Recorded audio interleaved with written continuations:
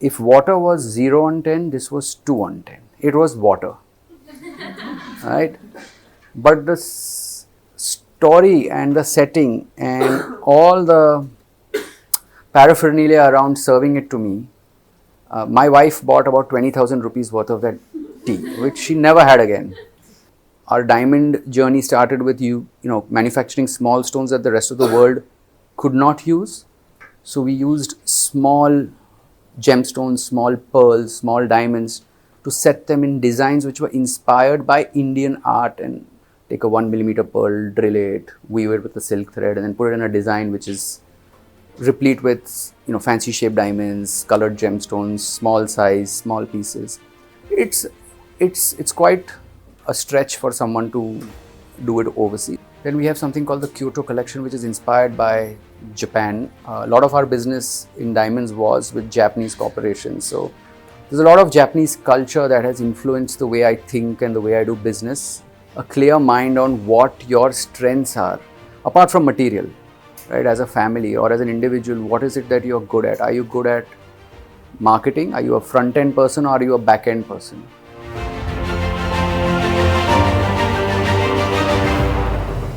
I'll kind of give you guys a sense of my journey.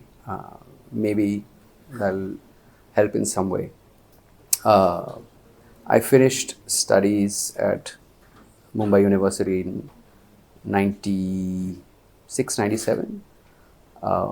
At that time, it was not even a question. There was no choice. We pretty much were programmed to join the family business. This is a period when the diamond industry was kind of on steroids. So they were, anyone with a diamond could sell it at a price that they wanted and make money. As a family, we were originally in the gold business, right? So 1936 is the earliest recorded kind of, part of our gold business, where my grandfather started a business called Kirtilal Jaisinglal, which was in the business of selling pure bullion.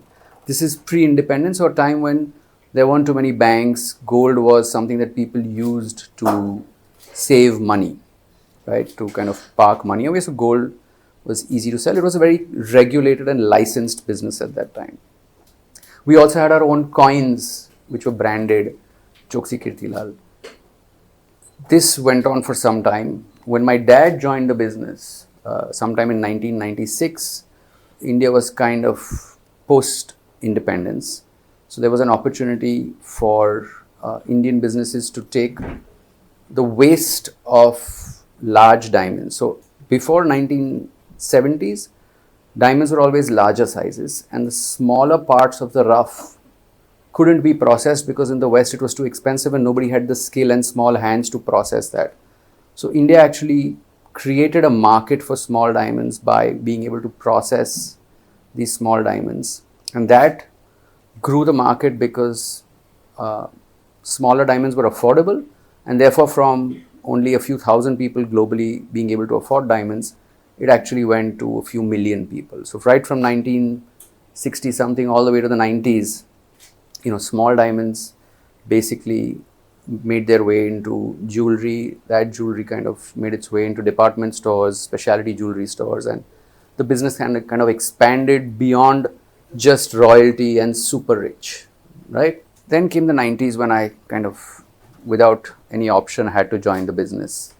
And at the same time, India moved into its liberalization phase, right? In the 90s, I don't know how, most of you may not have been even born at that time, but we had a finance minister called Manmohan Singh who kind of started this process of liberalizing India's economy when SEEPS was set up, the Santa Cruz Export Processing Zone. So that gave the industry an opportunity to take those diamonds that they were exporting and put it into mountings or standard designs, which is like OEM, so like producing designs for companies that were selling them overseas. Earlier they were setting them in the US or in Japan or in Hong Kong. Now this was India's chance to kind of start setting those diamonds and make some more money, so a little more value addition. So that's when we started in Seeps. We started with a factory. Now, once we had that skill and technology to produce jewelry with, you know, round diamonds and fancy shaped diamonds, I set up a business to service a growing Indian market. This was only a manufacturing facility where we were producing for retailers that were expanding in India because the Indian economy was growing, consumers had more money, and therefore we could sell finished product, studded product to Indian consumers. Prior to that, mostly Indian families or consumers were buying plain gold jewelry. So this kind of gave the opportunity for us to move into a business which you could add value and sell to the Indian consumer. So this is basically gives you a sense of where we started in 1930, and this only records till 2018, but different points at which, you know, our business went through some kind of transformation with new people coming or new businesses starting or new ventures, you know, either it's diamond manufacturing or jewelry retail, or taking the business overseas, exporting kind of jewelry. So anyway, that's when we started selling finished studded product to Indian retailers. After working for 5-6 years, around 2005, I realized that there is room to kind of create a differentiated product because I was already sensing that, as in diamonds, after a certain point, just trading diamonds like everybody else had a certain value addition. Making jewelry, generic jewelry for retailers had, say, a little more value addition. But where was the room to make a sustainable kind of larger return on your investment? And that was when you created your own distinct, you know, kind of product line. Now, what did I have? I had a simple education from HR. I had, in 1998, I went to GI in Carlsbad. I knew how to make jewelry. And I had a legacy and some connections in the trade where I could source materials and I could find people to manufacture things that was not easy for anybody else. Unlike what most people think, advantage that we have in our business is that the barrier to entry in our business is pretty high in the jewelry manufacturing industry. To set up a supply chain, to find people, to build a factory, to build a business which has a distinct identity and a legacy is not as easy. So it's not like someone with money can just come into the jewelry business, set up business, and from day one compete. So to find a way to leverage all of this experience, skill, legacy, supply chain, some knowledge that a lot of knowledge that I picked up at GIA, and put it all together to create a product which was attractive, aesthetically pleasing, and kind of spoke to a consumer in India that was just about making money and had, you know, their own clear leaning, was an opportunity for us. So I started Moksh at that time. We focused a lot on craftsmanship because what does India have? A lot of hands, right? We have 1 billion people, so 2 billion hands. A lot of people who can do, nice, skilled, artisanal work. Again, our diamond journey started with manufacturing small stones that the rest of the world could not use. So we used small gemstones, small pearls, small diamonds to set them in designs which were inspired by Indian art and architecture. Now, prior to, let's say, 2010, most of us aspired to buy something that was Western in its construct. I think over the last 20 years, there's a significant kind of rise in confidence of the Indian consumer, where they're clear about their taste, they're proud of their heritage, about their Indianness.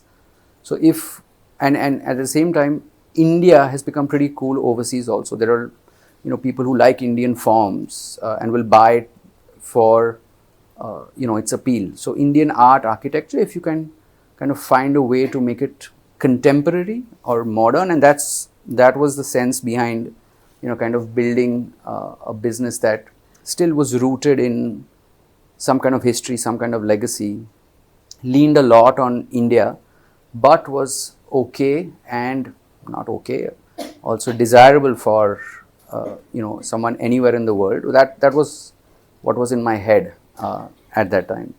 So we also took small pearls. So there's something called Kashi pearls. I don't know how many of you have done a pearl program, but Kashi pearls come in. It's the closest to natural pearls without, as in it is a natural pearl, but it's not a basra, but it's the closest. It's non-nucleated.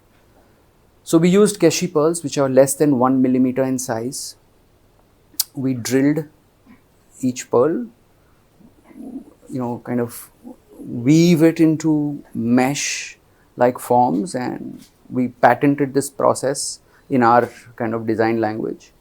Now imagine someone in Italy or Hong Kong or Thailand finding Pirohi work there to kind of take a 1 millimeter pearl, drill it, weave it with a silk thread, and then put it in a design which is replete with fancy shaped diamonds, colored gemstones, small size, small pieces.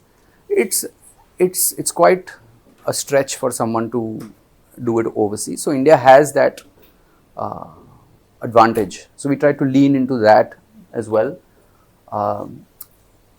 As a diamond business, to differentiate ourselves, we used to sell a lot of baguettes.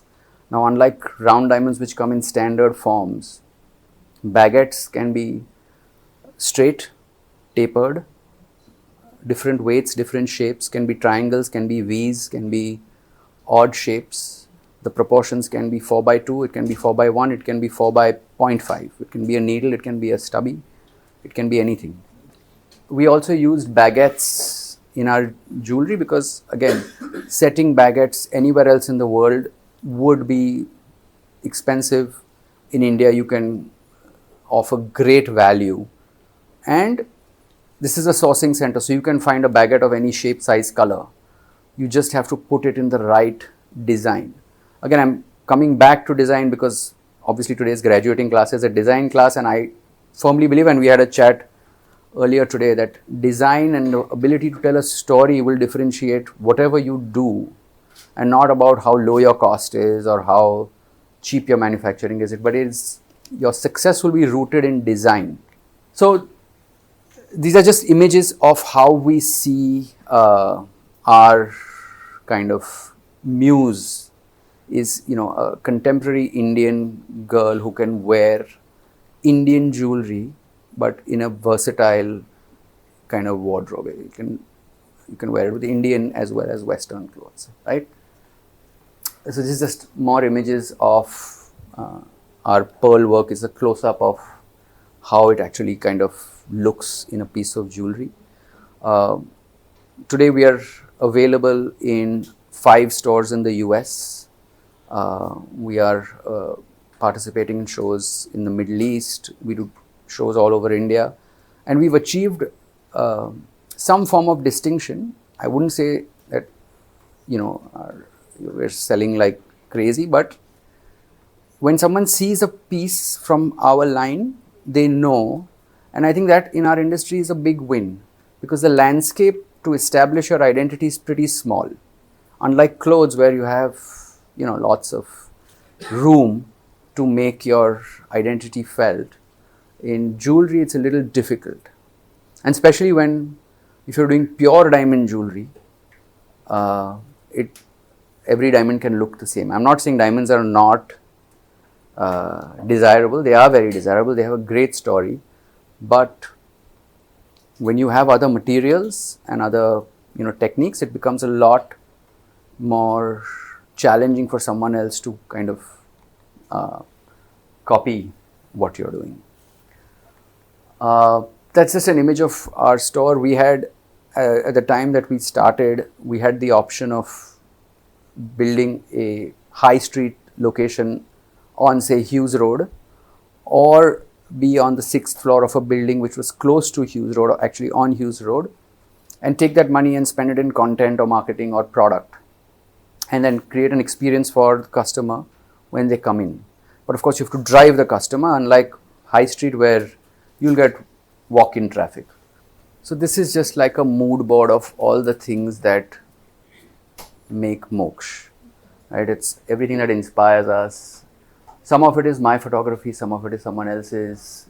Uh, but yeah, this is it. We're rooted in India, in Bombay. We use that to communicate everything, even our design. And now we use the tagline, a rebirth of senses. So basically, it's kind of a transformation of our family business, which started as a huge family in a large gold diamond trading business, to a consumer focused design label, which is focused more on distinction and product rather than large, kind of. Then we have something called the Kyoto collection, which is inspired by Japan. A lot of our business in diamonds was with Japanese corporations. So there's a lot of Japanese culture that has influenced the way I think and the way I do business. Japan has a very clear sense of aesthetic also. And we have a pearl business in Japan. So we source our pearls from our Japanese partners. This is where we are at today. Over 25 years, like I said, the toughest part as a businessman or as someone as an entrepreneur in the business has been to transform the thinking in the company, in the family business, to move from a revenue focused business to a value addition business, because this industry, over the years has obviously been large revenue driven companies. Today, clearly there is a challenge, and I mean, I'm guessing everyone discusses the challenges that the diamond industry faces because of, an option that the consumer has. It's an affordable option, but there's confusion right now. So building a distinct value added business becomes extremely critical. So the transformation, and I think it helped a lot when I did an entrepreneurship program at HBS between 2000 and 2012 and 2014. It helped me rethink, be objective about my business, and kind of take decisions that pivoted us from what we were doing to where we are today. So that would probably be the most challenging part. As a business, I think it's a blessing to be in this business. It's the most enjoyable kind of part of my life. You meet people from various backgrounds, you meet creative people. You can really, with storytelling, distort reality and make a consumer want something that they never knew they wanted. But it's key to have the ability to tell a story, build content, build design. And as much as GI and the knowledge of material is important, being able to find an authentic hook and tell your story convincingly is the key. Can you elaborate that embellishing reality part with your white tea example? Yeah. So I was talking to Apurva and Sriram earlier, and one of the things that gave me a sense of how the consumer can pay much more than they want to for things they never knew. I was in a place called Glenburn, which is close to Darjeeling, but just a little at a lower altitude, about an hour from Darjeeling. And Glenburn tea factory is known for white tea. White tea is, it's a luxury. They sell it in Harrods, London, for an exorbitant price. So I was staying at this colonial planter's bungalow, where they said in the evening we will serve you our famed white tea, which is hand-picked from the shrubs which are growing on the other side of the valley. They brought it in a beautiful tray with scones and beautiful cutlery, and they served me this piping hot, clear liquid which looked like water. I took it closer to my nose and it smelled like, I don't know, they said lavender or fennel or some, exotic description. After I sipped it, I'm a pretty basic guy. So after I sipped it, if water was 0 on 10, this was 2 on 10. It was water, right? But the story and the setting and all the paraphernalia around serving it to me, my wife bought about 20,000 rupees worth of that tea, which she never had again. But I don't know whether it was the 20,000 rupees or the con job that I thought this was, which made me think that, listen, I think people will pay if you can distort reality and make them think they're doing something really cool. That really left an impression with me. So I'm sure with something as rare as gemstones and natural diamonds, and lab grown for that matter, I mean, if you can create something that nobody else has, you can patent it, protect your intelligence. I'm sure you can get the customer to kind of pay a lot more. There's going to be a point where one will not be able to tell whether someone is wearing a natural diamond or a lab grown diamond. That, apart from the fact that in gemstones there are like 200 types, 20 shapes, 100 shades. Gemstones allow you to differentiate, create designs and looks that are more interesting. Diamonds can be limiting in that sense, where they all look similar. They are rare, they have exceptional value, there's no question. But using diamonds along with gemstones is definitely, and I think the Indian consumer for sure is ready for some change, and you almost see it in the advertising that you will see everywhere, that use of gemstones is kind of more prevalent than it ever was. So I think gemstones is an interesting hook for someone who's trying to build a jewelry business. A clear mind on what your strengths are, apart from material, right? As a family or as an individual, what is it that you're good at? Are you good at marketing? Are you a front-end person or are you a back-end person? Building your business would really be dependent on your core skills. So if you're an ops guy, then setting up a large manufacturing facility that manufactures for brands or businesses overseas or in India would be the right, way to move forward. If you're a storyteller by nature, if you're a marketing person, if you're a creative person, then move to design, creating your own identity and using, all those front of the house kind of skills to grow your business.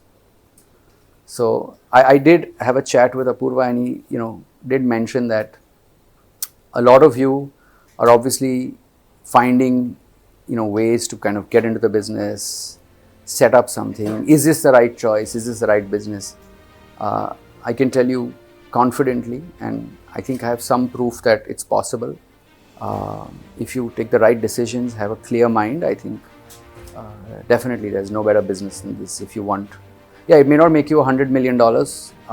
It may, if you manage to sell it at some crazy valuation, but it will give you great balance in life.